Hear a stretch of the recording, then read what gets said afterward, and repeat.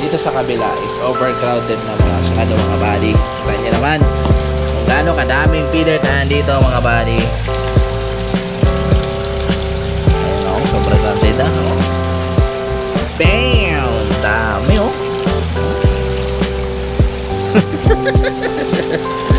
Sobrang daming feeder mga buddy. Apa o, gutom na yan o. Feeder! Napakadaming feeder!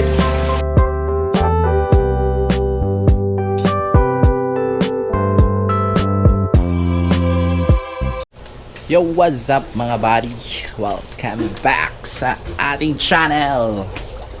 So, matagal tayo hindi nakapag-vlog mga buddy. Sa mga 2 weeks siguro. Hindi ko alam, or baka 3 weeks na. So, ayun nga. Na-busy tayo lately mga buddy. And meron tayong maraming ganap dito sa farm. And then, isa na doon is yung kailangan matay yung air pump. Oy! Duty na? Isa doon is yung na-delete yung ating FB page, yung Only Gappies. So, meron pala tayong, sa hindi nakakaalam, meron na pala tayong bagong FB account mga buddy. Yung Facebook account, di siya Facebook page, Facebook account siya mga buddy. Yung Only Gappies Farm. Ayan, lalagay ko dito yung bagong FB account natin mga buddy. So, doon kayo mag-add. And then, doon na rin kayo mag-inquire kung sakaling, aray ko, ang dahil palang kuhan dito. Kinagat ako ng mga dahil palang langgam dito. So, doon na lang kayo mag-add. Sakaling meron kayong mga orders mga buddy. So, kayo mag-inquire. Kasi, yun yung bago nating account. And then, pakita sa inyo anong update dito sa farm. So, ito na yung black box natin na galing dito. Ayan, hanggang dun sa dulo mga buddy. So, mahaba-habang vlog to mga buddy. Hatiin ko siguro to sa 3 kung sobrang haba talaga. And then, basta, simulan na natin. Huwag na tayong magpatumpik-tumpik pa. Ang dami pa ng langgam dito. Oh, kinagat ako. So, dito naman dito mga buddy, sa ating black tub is puro to mga HB Red Cowdy. Ayan, oh. Ito yung mga payat pa natin na sineparate natin dito. Yung mga fry pa na hindi naalagaan ng maayos. Pero ngayon, matataba na sila mga buddy. Same as dito. Ayan, pero magsasalik pa rin tayo ng mga ilalagay dun sa planggana para pang release. Is andito yung mga body is grow out lang. Ano, napakadami dito, puro HB Red to mga body. Ayan, dito din puro HB Red. Ayan o, tataba na o. Ayan, yung iba dyan pwede na natin i-release. Tapos dito meron tayo ditong AFR na ito na yung anak sa ating in-import. Ito is may nakalagay dito. Ayan, AFR import from Vietnam. Ito naman from Iligan. Ito yung mga anak nila. So malalaki na siya mga buddy.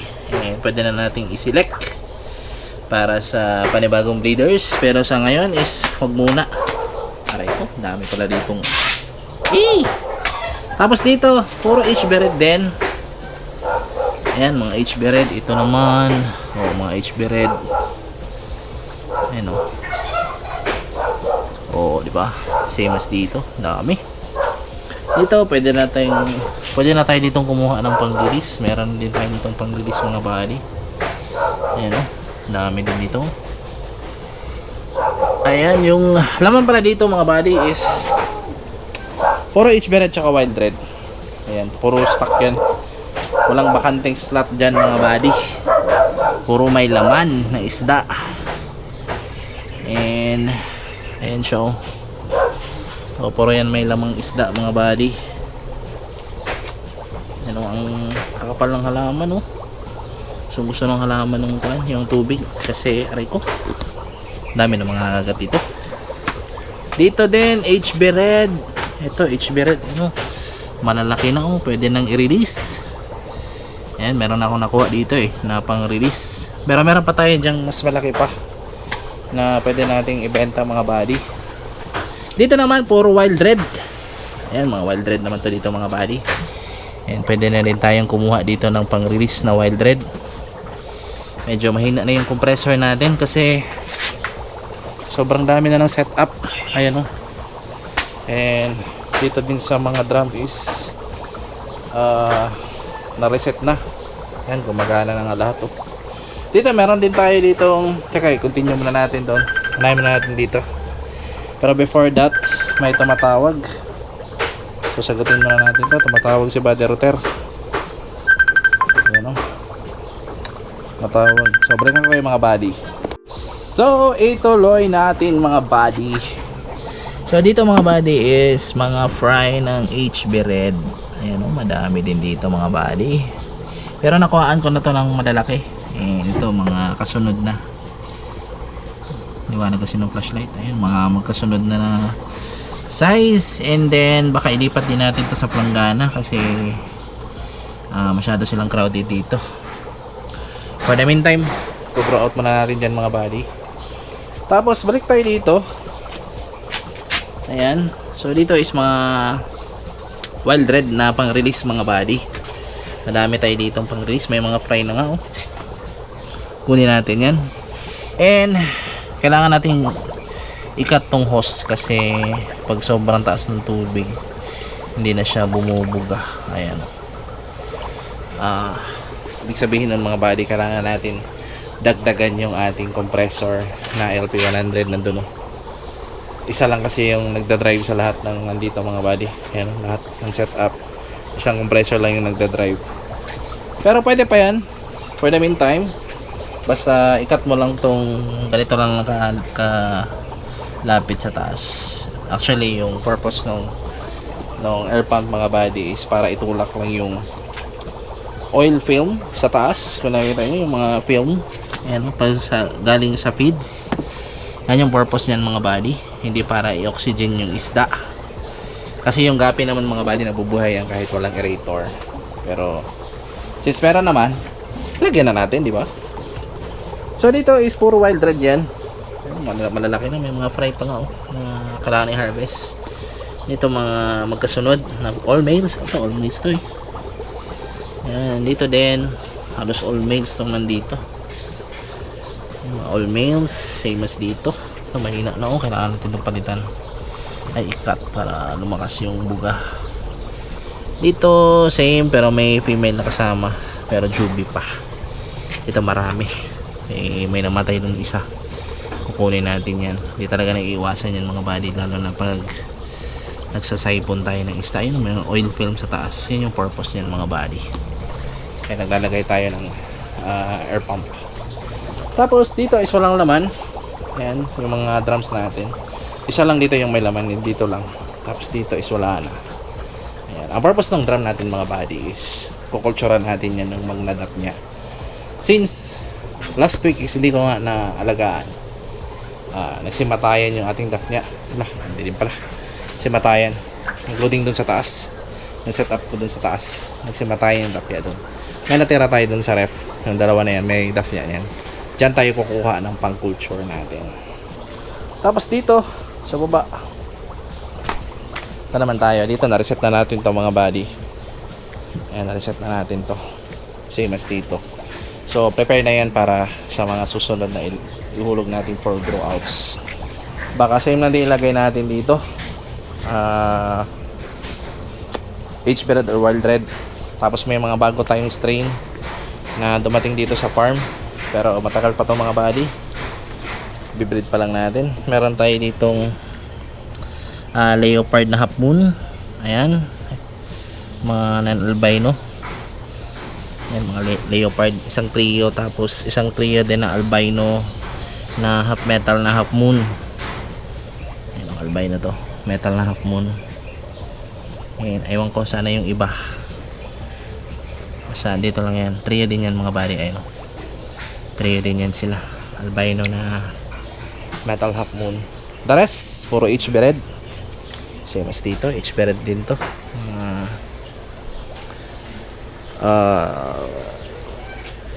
Malaki konti sa fry, going juby na yan mga buddy, same as dito. Ang dami natin HB Red dito, may HB Red din to. Ayan, mga juvenile size. Dito may mga fry ng HB Red. Ayan, dami pa to. Kailangan pa natin itong isorting mga body para hindi mabansot. Same as dito. Ayan, mga HB Red din to. Dami din. Dito same HB Red. Napakadami nating HB Red mga body. Ayan, 1, 2, 3, 4, 5, 6. May lalagay pa tayo pang 7. Dito meron tayong mga fry ng Half Moon. RDSS natin. Malaki no. Ayan, mga RDSS yan. Ayan, dami fry oh. Ayan, malalaki na. Dito walang laman. Ayan, re-reset natin yan. Dito na-reset na, same as dito. Dito sinaipon lang. Pero yung laman nito is wild red. Ayan mga body, may mga fry pa nga nakukunin. Ayan, mga wild red to. Ayan, pwede tayong kumuha dito ng pang-release kung sakali may mag-order. Mga juvenile size. Dito naman, mga wild red din na kauli. Pero fry to mga body. And may mga mangilan-ngilan na kailangan na natin i-transfer kasi malalaki na. Tulad dito. Ayan, malaki na. So kailangan natin i-transfer. Tapos dito wild red din. Dami ding wild red. Hindi lang nag-iisang tab. May mga marami ding planggana. Ayan, puro wild red yan. Dito walang laman. Yan, singga. Singga to na fry. Ito naman singga. Ito singga ng mga female. Puro female to na singga. Ayan, dyan tayo kumukuha pag may nabibili sa atin ng singga. Ayan, mga female na singga dyan. Bala ko din singga ilagay dyan, yung 3. So kailangan pa natin yung i-reset. Dito naman tayo sa ref tab. Dito may mga mangilang-ngilang HB Red na hindi na transfer. Ito naman is mga double sword na red lace na hindi ko na kinuha, pero baka mamimili na lang ako dito ng, baka i-pull out ko din to kasi meron na akong na breed na mga adult. Teka, pakita ko sa inyo dito. May na breed ako dito na double sword red lace. May mga fry na nga oh. Kita nyo mga bali, daming fry nito. Ayan, may mga fry ng double sword red lace natin. Hindi natin to itatapon mga bali na strain kasi gusto natin tong palakihin. Hindi nyo natatanong, sa lahat ng strain na paborito ko, itong double sword red lace ang number 1 talaga na paborito ko sa lahat ng gapi. Double sword red lace, bukod sa double sword siya, and isa din siya sa pinakamahirap na i-maintain.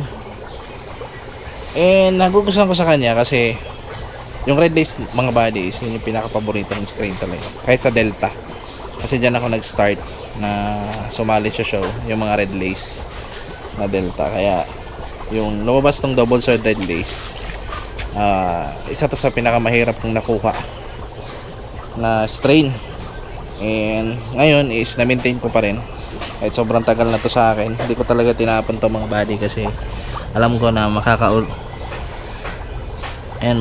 ako na makabreed ng malalaki kasi sobrang lalaki ng female dito mga buddy, parang molly. Pero dalawa lang to sila, hindi ko muna kinuha yung mga fry kasi malalaki na din yung mga male double sword. So paramihin ko nito mga buddy. And meron tayong nag-groom pala nito ng mga show grade andun sa tank. Ito yung mga malalaki na double sword is ginawa ko ng breeder. Yung mga fry, palakihin mo lang natin ng mga ganong kalaki. Yung kaya na silang i-separate, ilalagay natin ito sa planggana lahat. Yung isang planggana lang sila para yung pagkain nila is ma-maintain talaga. Dito naman na ref tab is puro pea dirt. Ayan o, mga breeder ito na pea dirt. And yung mga female nito is juvenile size. Ayan, stable na yung lalagyan nila. Actually yung mga female na nauna dito is namatay. Tulad nito, tinamaan na naman ng parasite. So hindi naman siya nakakahawang sakit, pero wala na silang chance mabuhay mga body. Kaya antayin na lang natin yan matigok kasi may mga reserva naman tayong female na nilaglag dito mga body. Nasa around 15 pieces na mga female na pea dirt. Dito naman is yan, bagong reset lang to, malinis na. And baka lagyan din natin to ng mga fry ng imports kasi may mga kaming akong isda galing Vietnam. Kaya antayin na lang natin yan mas stable.